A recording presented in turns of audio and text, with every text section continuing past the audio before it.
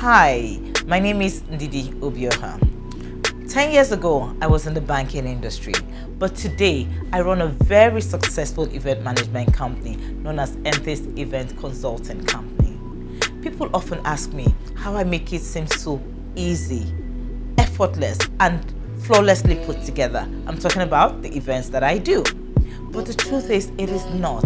It comes with a lot of pressure, tension, madness. It is about the success of the event. But I've got the best team on ground and I was built for this. It's a very demanding career for a wife and a mother of 3. But in all of this, I love what I do. Welcome to my world, our world. We are the event pros.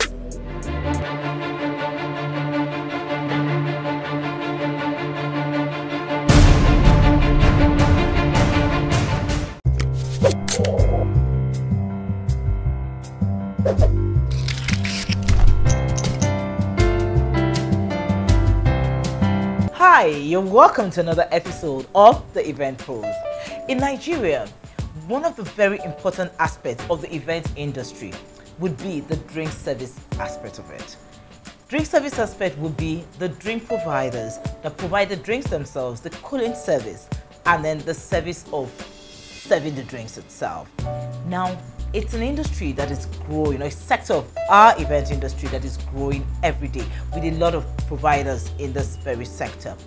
But what distinguishes one provider from the other is the service delivery. And when you talk of a drink company that is very professional and at your event would make sure that your drinks really do go round, most importantly, that the drinks are well chilled, well presented, and is served the way it should be served. The one name that would definitely come to mind would be Bonix Drink Services, and I have today the very MD herself doing an amazing job out there, Mrs. Bolatito Okoli.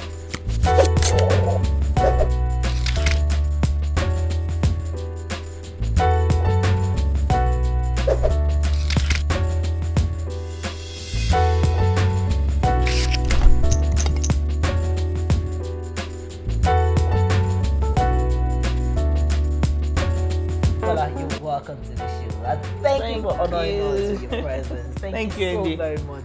How have you been? I'm fine, just there. Great, and then just chopping all the money. Doing all the job as well. Yeah, well, you're the one getting a lot of the job. Because, for me, I have watched you work.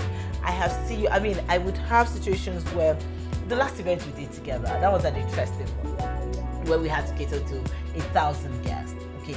And I saw you manage the drinks. I remember during one of the vendors meetings, and my client's daughter was saying, I think you should start cooling the drinks earlier, because you're like, trust me, when I told you your drinks would be chilled in 5 minutes. In 5 minutes from start to the end. Finish, for 48 hours even after.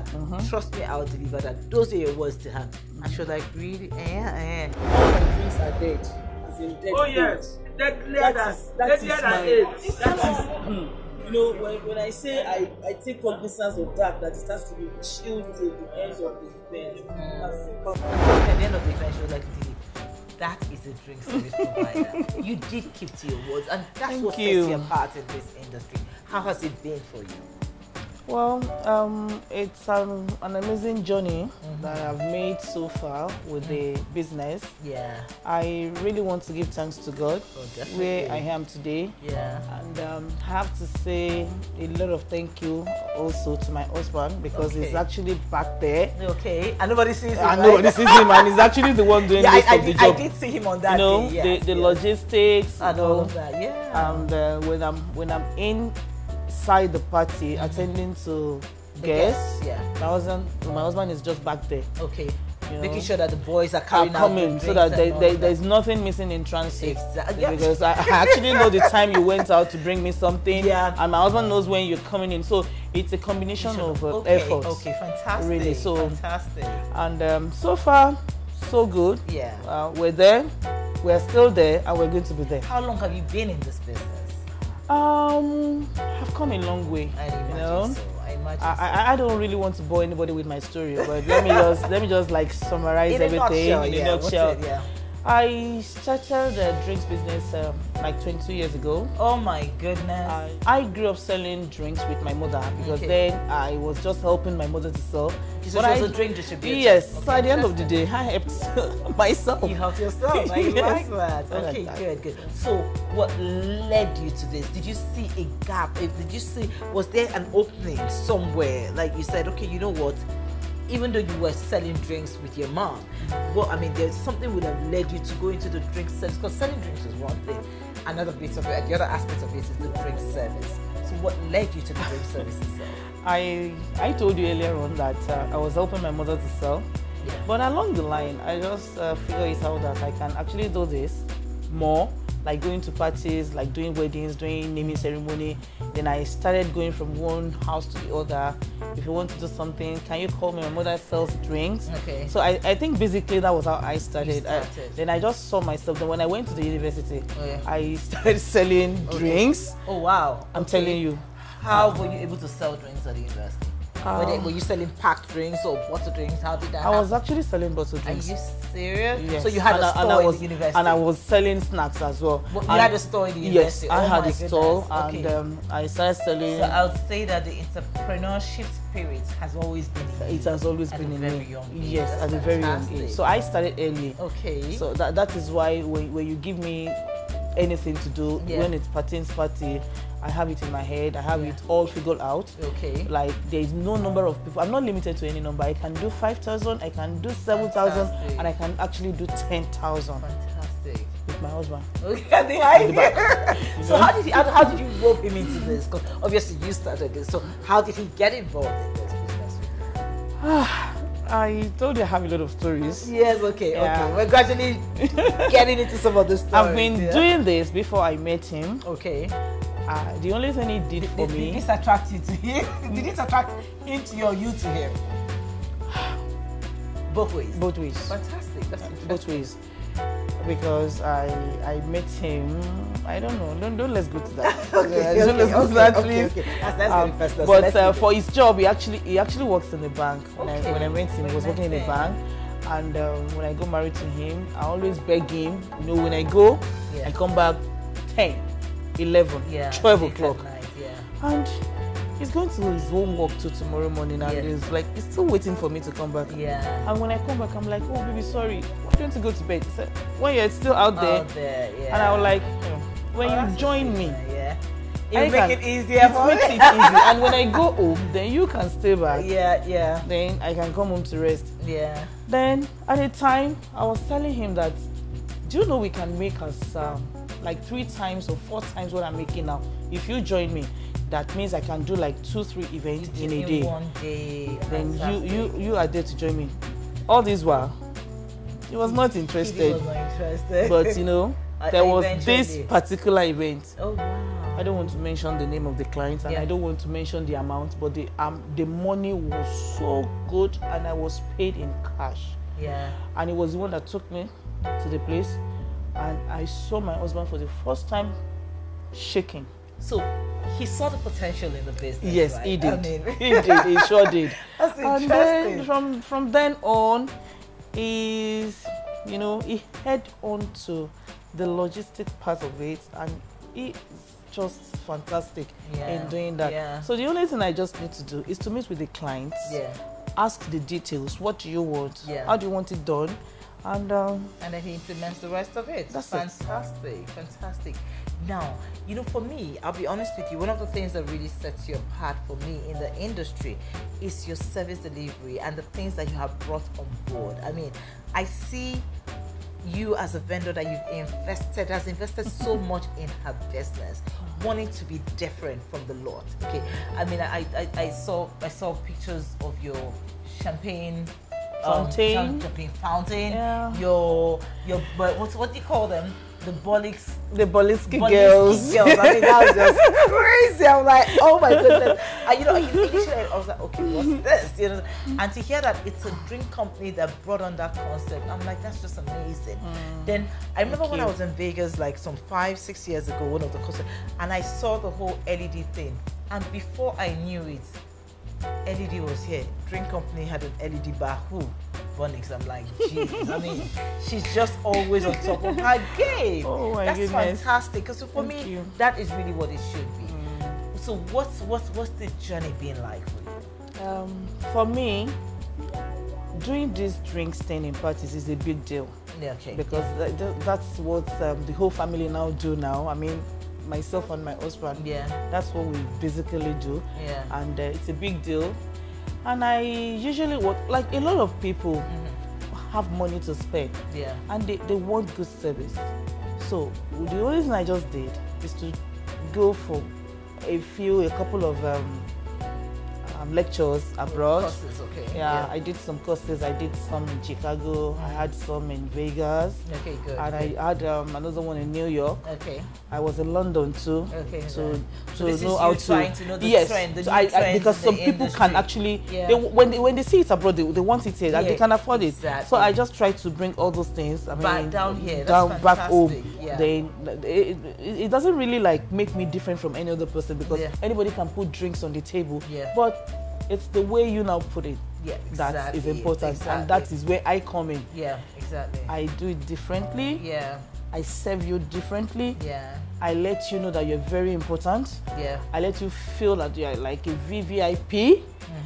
So that's So me. it's like what we say, it's all in the service delivery. Yes. Now, one of the things I have also observed, in your sector is, sometimes like clients will tell you they're expecting so and so number, and then you suggest the quantity of drinks that would be enough. Now, in trying to save costs, especially some of the clients, they would probably, bring less than. How do you manage it when first the crowd is way more than what it is and the drinks are not enough? As far as you're concerned, they haven't brought enough to, be able to entertain those guests with. What do you do in such cases? Quite a lot of our clients, I don't know. Sometimes they come with the excuse that they didn't know that they're going to have so much number of people will turn up. But how many people are you going to tell? Yeah, that the clients did not tell you that this is actually the figure of the people that are coming for they're expecting. So sometimes I have backup. Yeah. Okay. I actually tell it to the client that just in case I have backup of so amount of drinks. Yeah. Just in case. But if you need to use it, I will let you know. But if you don't need to use them, then you take them back. That's fantastic. Back to your question, you said how do I manage when the clients are like the people that are coming for the party are way much more than what you had anticipated. Yeah, I've had a lot of issues with that as well. When you're in your party, you're inside the party, you're looking at the person that is singing, the musician, you're looking at the crowd, you're looking at everything, and you're looking at what you have in there. Then you're looking at the timing. Exactly, because that's another thing that affects it. Now, you can decide, okay, you want to just have so number of drinks, but it's about the timing. How long would this event last? Now, the shorter it lasts, then the more likelihood of you're good to, exactly. But when the musician is very enjoyable and people sit to enjoy themselves and they're not ready to go, it's actually the drinks. It's the drinks that is actually going. Exactly. Then from there you see me. I start calculating. I start telling to people that this party is going to last us like maybe in another 3-4 hours. So can we have so thing? Then you look at the intake. Maybe it is actually the beer or the non-alcoholic drinks that is moving. More in demand. You just look at the crowd, the kind of people that you have, and because you can't stop the party. I'm just from the beginning to the end. I'm calculating. Exactly. I'm telling you, it's a mental work for me. I calculate a lot. I imagine so. Then sometimes if you say that the intake is too high and you need to step, some people actually need to be stepped up. Because it's a free group, so they just want to like go on and they're drinking. Then sometimes you just need to shut down your bar. Maybe like 30 minutes, no drinks is going on. They should like dance the one they've taken. They should dance it out. And then they keep when they're asking more drinks. You see the waiter. We're very gentle with them. We're like, oh, sorry. But when you make such decisions, you definitely would have an understanding with the client. No. I don't need to, because the client is actually dependent on you. You know, you allow the client to enjoy your party because you've been paid. But guess what happens? You see, if at that point maybe the client's guest comes to you and says, "Oh, I want a bottle of champagne," and because you're looking to step down at that point because you're trying to manage stuff, and then they go to the client and then you say to them, "Okay." So what do you say to them actually? Do you say to them, the drinks have been exhausted, or please come back, we shut down the bar for now?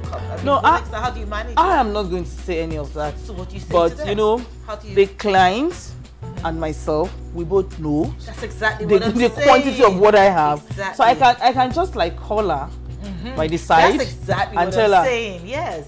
I need to quickly shut down for 30 minutes. I imagine that you would have to. Yeah, yes. because okay, if the person you want to give this thing to is like just coming into the party, I can bring her. Yeah. But if the person has been sitting there and has been drinking, can you please allow me to shut down? And then maybe just give me like 10 minutes, ma'am.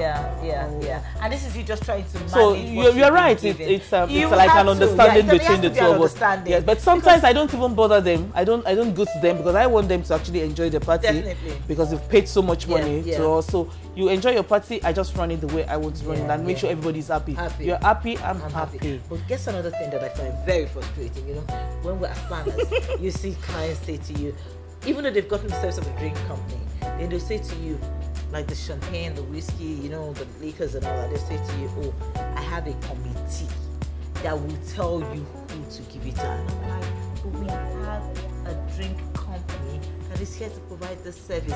They are neutral. They don't know anybody. Let them do their job. The moment you bring in committee members, friends, brothers, sisters, what do? They tend to give to their own people. I find that very frustrating. Do you experience that? A lot of times. But do you know what?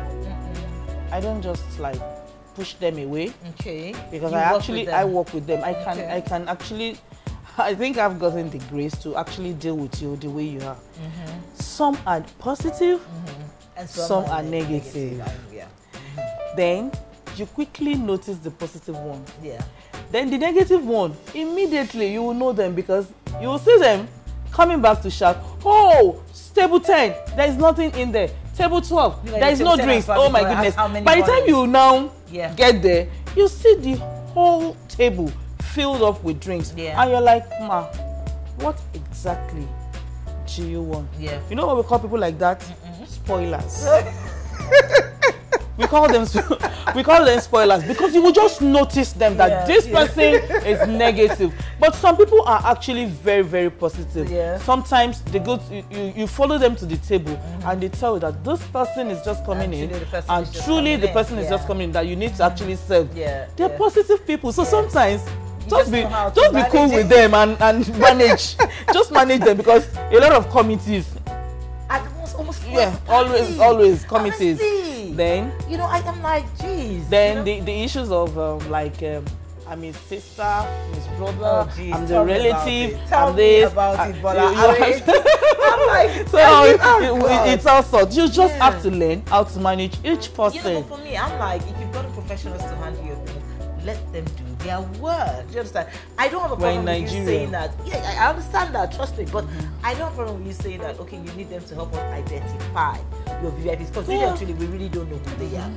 But that's where it should end. But most of them would now. It's all about them taking care of their own people, and I just have a problem. I mean, I remember some events I coordinated some time back, and these so-called community people were just taking drinks to their own people. And the clients guess that the community people did not know. Kept asking, is it because they were not known that we have to beg for this? I mean, I'm like, and you know, Nigerians are quick to say, "Oh, they're looking at faces." And guess what? You know what's so painful? That such clients would have spent so much money. Yes. So much money. I know. So I'm like, give the planners, give the vendors that are part of your event, that you signed up to do your event, the free hand to do what they want to do. I think it just makes our work easier. Don't you agree with me? I do, but you know, because we're in Nigeria and because we are really, really like high on respect, everybody needs respect. So even sometimes when you want to say no to some people, especially when they come, they want to take like 4, 5, 6 bottles of wine, and you're not going to give them 5, 6 bottles of wine because at the end of the day, it's one table that they're taking the whole lot to. So you just like give them their respect that, oh, thank you very much. I know you're working so hard. I know you're helping me out here, but please can I just give you 2? And you know, with style. They'll like, okay, they're not satisfied, but yet because you've respected them so much. So it's all about how you pass on the message. I'm telling you.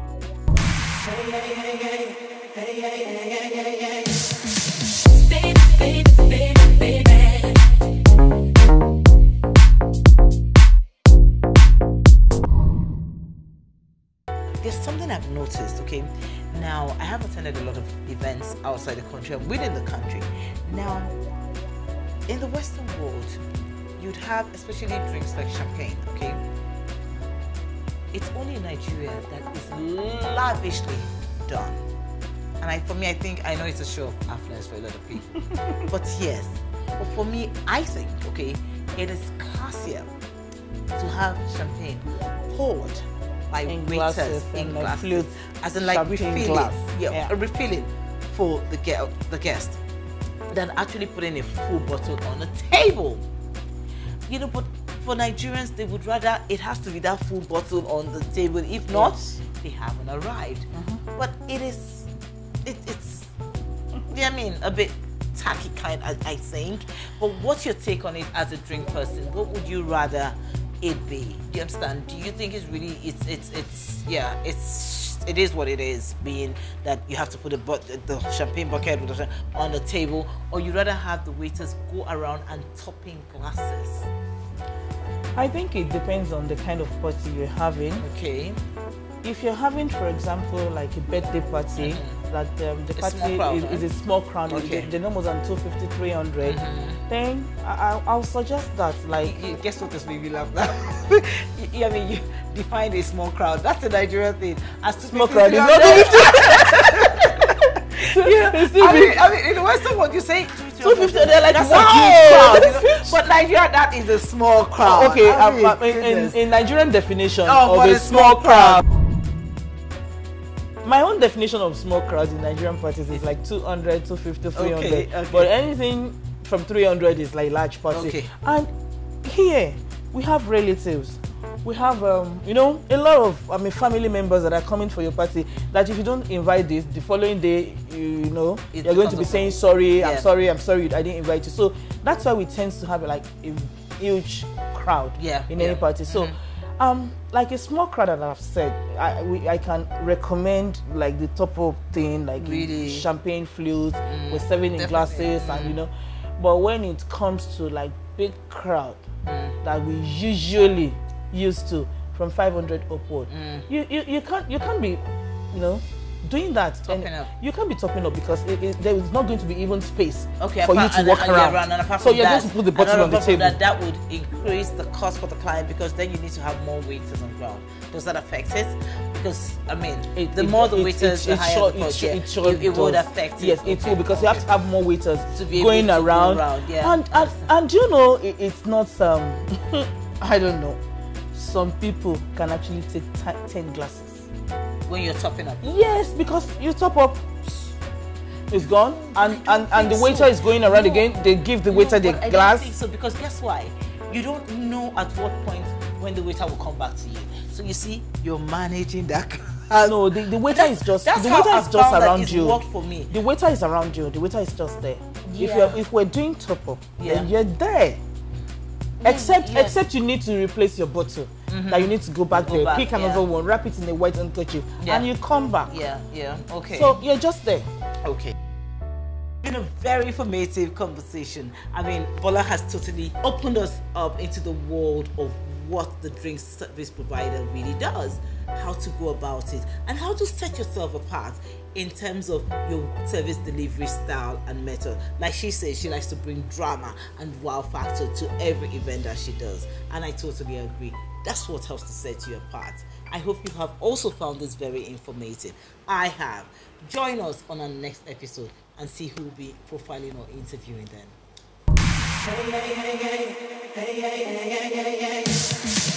Baby, baby, baby.